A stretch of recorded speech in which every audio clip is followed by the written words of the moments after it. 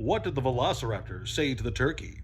Nothing, because those two animals lived millions of years apart. Hey there, kiddos, and welcome back to the channel. I'm Uncle Frank, and that you are having a great day. And in today's video, I'm going to be sitting back in my very squeaky chair, relaxing, and having a little conversation with all of you guys about Jank.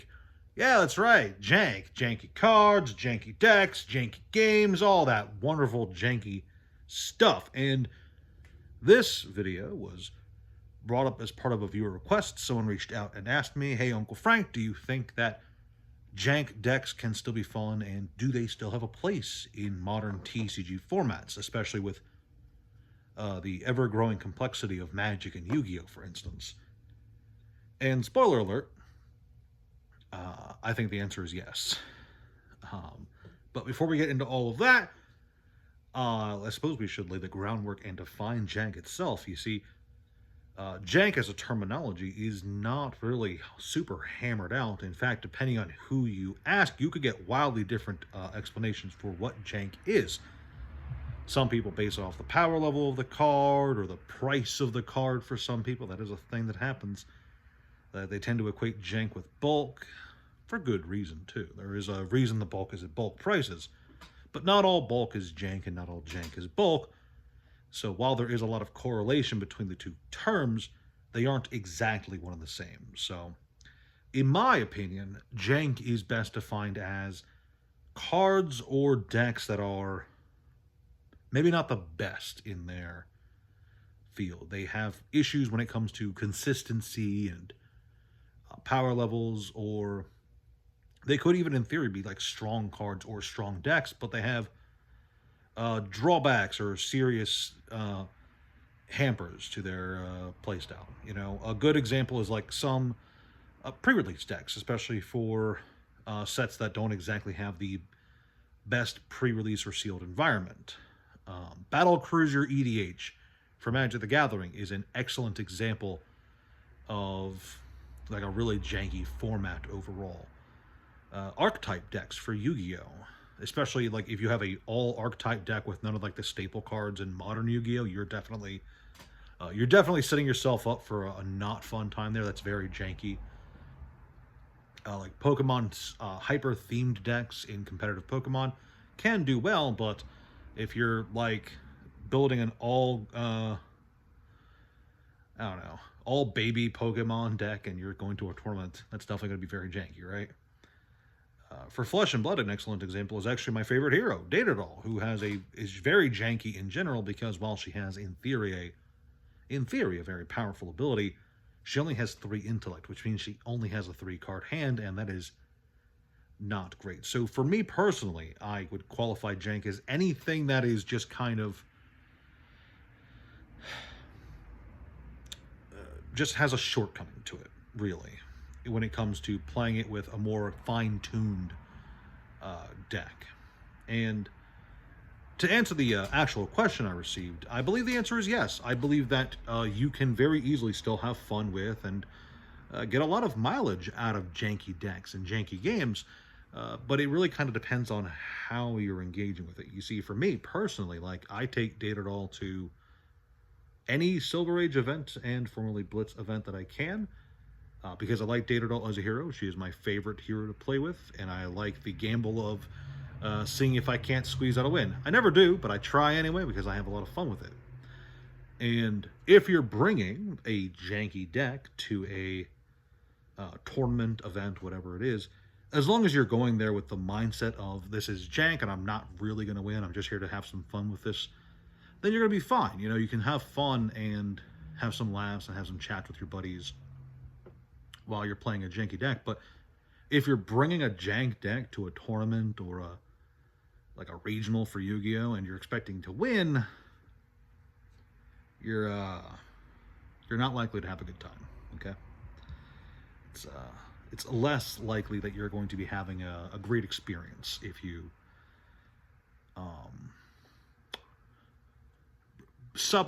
bring a suboptimal deck to a major event. 09 for days. 09 for days.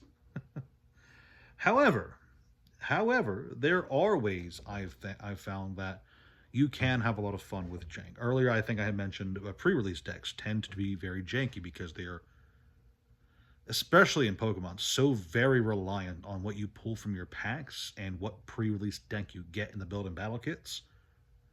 So a lot of Pokemon pre-release events, in fact, I think every single Pokemon pre-release event I've attended in the last like 5 to 6 years has been largely very janky, and that's a lot of fun. Pokemon pre-releases, as I've said before in previous videos, it's the only way I really engage with the modern TCG beyond buying and selling and collecting it, right? I don't really play in tournaments or anything, but I do attend pre-releases and I do try to get a few games in and have fun. And those games are very janky because you get one of most of them have 4 different decks you can pull out of the build and battle kits, plus a few packs you can use to upgrade those decks. Depending on what you get in the packs, you can either have a really easy time or a really fucking bad time. You can get absolute doo-doo dog water in your packs, right? And then you're just kind of stuck with whatever preset deck you get, and then it basically comes down to how well can you play the game. And that's all well and good. That's all fine. These aren't exactly the most refined decks in the world, but if you know how to play the game, you can still have a lot of fun.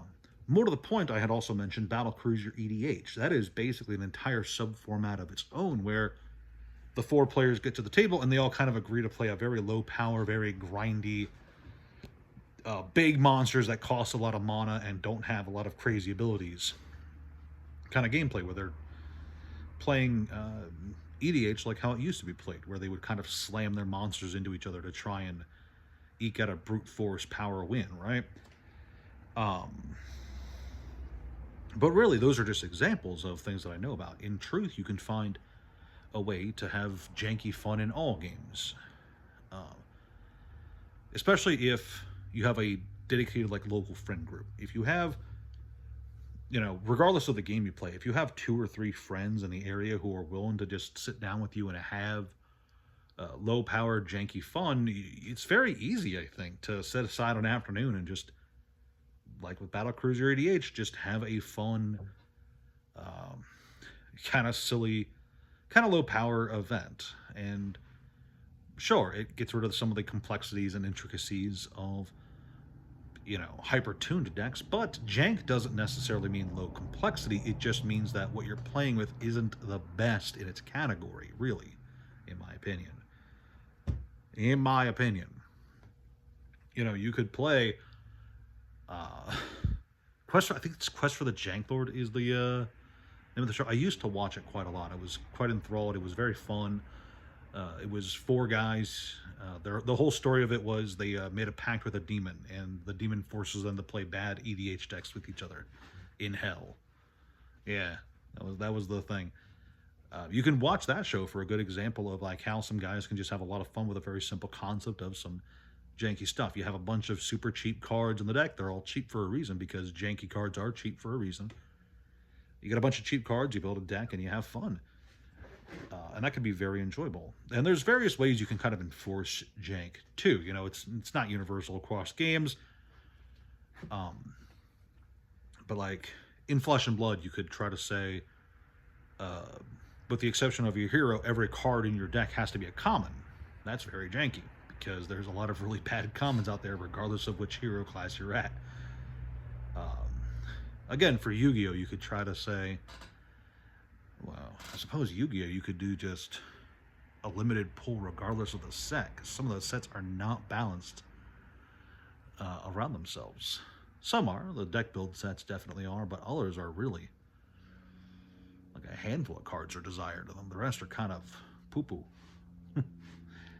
But yeah, I think if you're the kind of person who wants to play a more casual, slowed down, friendly environment, I think most card games out there are going to have ways for you to engage in jank with friends in a friendly and kitchen table environment and just have fun with it.